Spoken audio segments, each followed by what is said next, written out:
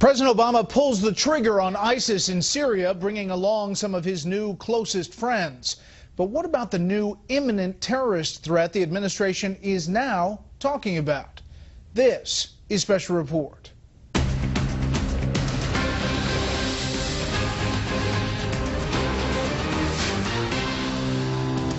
Good evening, I'm Brett Baer. A new imminent terrorist threat to the U.S. or Europe forced U.S. war planners to add a different terror group to their strike list inside Syria Monday night.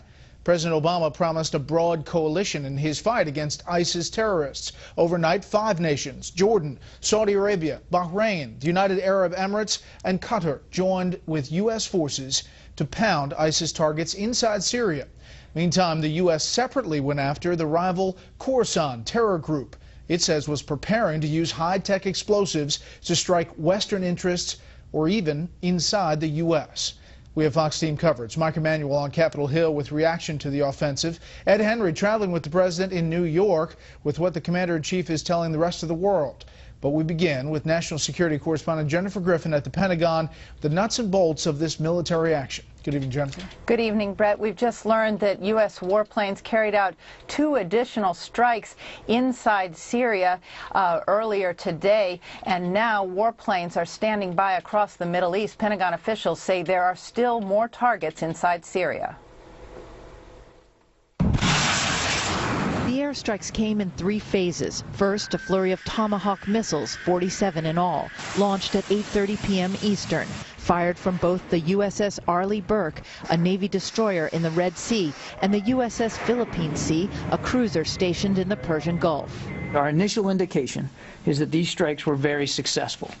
The first target was not ISIS, but an al-Qaeda offshoot known as the Khorasan Group, a rival to ISIS located in and around Aleppo, which U.S. intelligence said was involved in, quote, imminent attack plotting against the West. We're still assessing the effects of our strikes, but we've been watching this group closely for some time. We believe the Khorasan Group was nearing the execution phase of an attack either in Europe or the homeland. Then at about 9 p.m., a second wave of U.S. fighter jets and bombers struck near Raqqa, the center of ISIS command and control.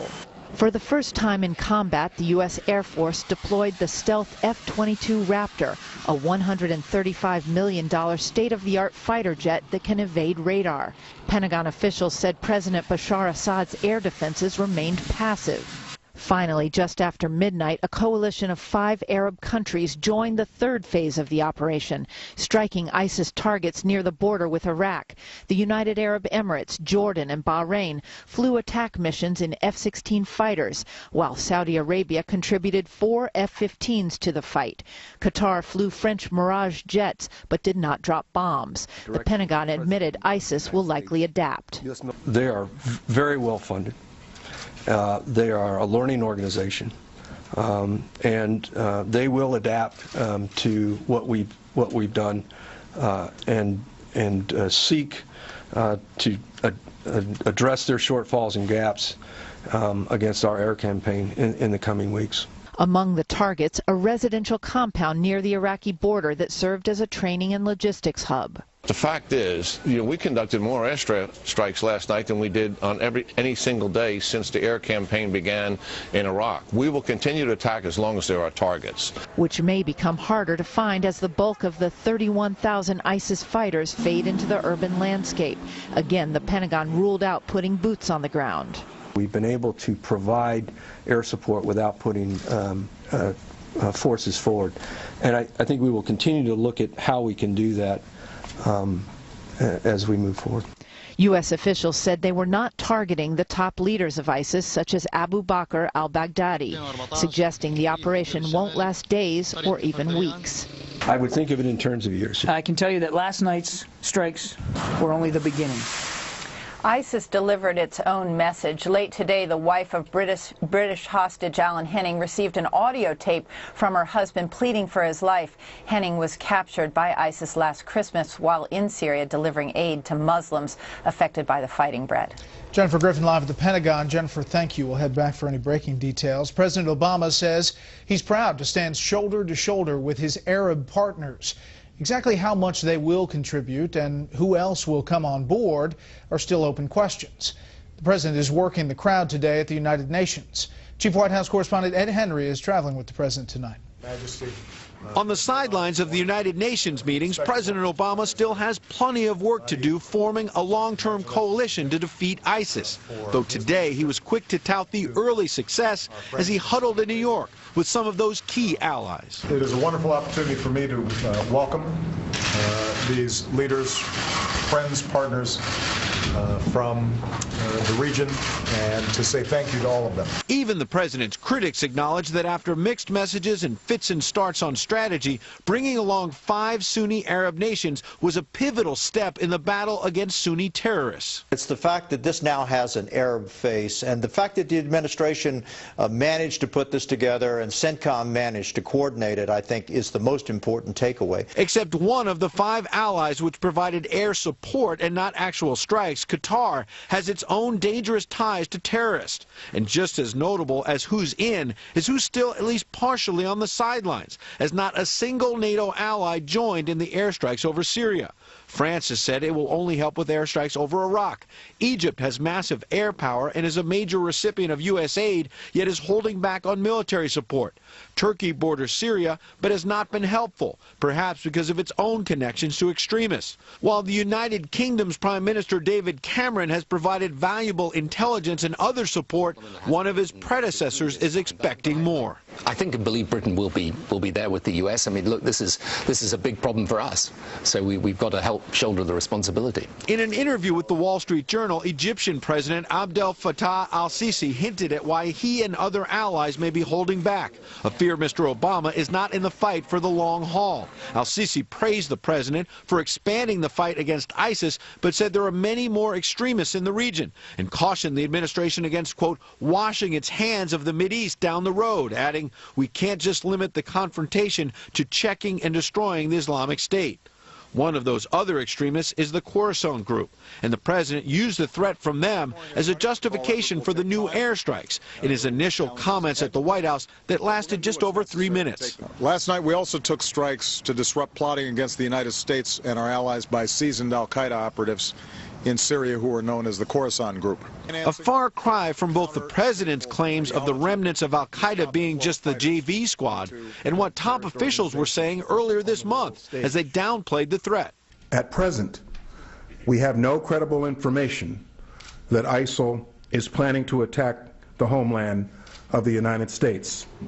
Now, a busy day for the president tomorrow, an address to the UN General Assembly. He'll also chair a Security Council meeting on the important subject of foreign fighters. But late today, he did find the time to squeeze in a fundraiser here in New York for Senate Democrats. Brett? Ed Henry live in New York. Ed, thank you. Reaction back here in Washington has been favorable, with caveats. Chief Congressional Correspondent Mike Emanuel looks at what is being said on Capitol Hill. This is not enough use of air power to really degrade them and destroy them the way we need to. House Foreign Affairs Chairman Republican Ed Royce said today the initial airstrikes on Syria are months late. This is very late in the game. We've gone 7 months now without really responding as ISIS has rolled up a bunch of victories. Maryland Democrat Chris Van Hollen tweeted Speaker Boehner should bring members back to debate vote on AUMF that supports current mission but ensures no ground troops, no Iraq War 2.0. Virginia Democrat Tim Kaine has been calling for congressional authorization. It is critical that Congress do this. If we're going to engage this mission, we got to do it right or not do it. While lawmakers were encouraged by some support from allies in the region, Van Hollen says it's time for the Turks to step up. Turkey's absence was very disappointing in the sense the Turks need to get into this fight. The Turks have allowed ISIS to cross their border with impunity for years now. Ahead of military action on targets in Syria, both President Obama and Vice President Biden worked the phones to notify key congressional leaders. Today, House Speaker John Boehner said, quote, I support the airstrikes launched by the president, understanding that this is just one step in what must be a larger effort to destroy and defeat this terrorist organization. First, we have to understand what the goal is. The goal is to defeat ISIL and radical Islam anywhere in the world that it poses a threat to the United States. That's what we have to focus on, not just the tactics. And while some lawmakers didn't want to vote on authorization this close to an election, Kaine says they won't be able to hide. Their electorate is going to ask them between now and Election Day, so what are you going to do about ISIL? every member running for Congress, every senator running for re-election is going to have to declare where they are on this. One benefit of waiting, members say, is they can actually assess how the president's strategy is working. Some Democrats say they'd also like to make sure the authorization is not open-ended. Brett? Mike Emanuel live on the Hill. Mike, thank you. What's your reaction to the Syrian airstrikes? And if you have a question or comment for the panel on President Obama's ISIS strategy, let me know at facebook.com/BrettBairSR or on Twitter @BrettBair. You can use the hashtag special report. We may use some of those in our discussion with the panel. Up next, Israel gets revenge for the murder of 3 teenagers. First, here's what some of our Fox affiliates across the country are covering tonight. Fox 5 in New York with life in prison for Osama bin Laden's son-in-law. A judge sentenced Suleiman Abu Ghaith today for his conviction on charges of conspiring to kill Americans in his role as al-Qaeda spokesman. Fox 29 in Philadelphia with day 11 of the hunt for the man state police say ambushed their barracks and killed a trooper. The search for Eric Freen has narrowed to a rural area in northeastern Pennsylvania where he grew up. And this is a live look at Boston from Fox 25. Gorgeous view tonight. One of the big stories there tonight, it appears the 3 Afghan soldiers who disappeared from training exercises on Cape Cod made an extra stop at an area strip club the night before they tried to defect to Canada. The men were detained at the Rainbow Bridge at Niagara Falls. That's tonight's live look outside the Beltway from Special Report. We'll be right back.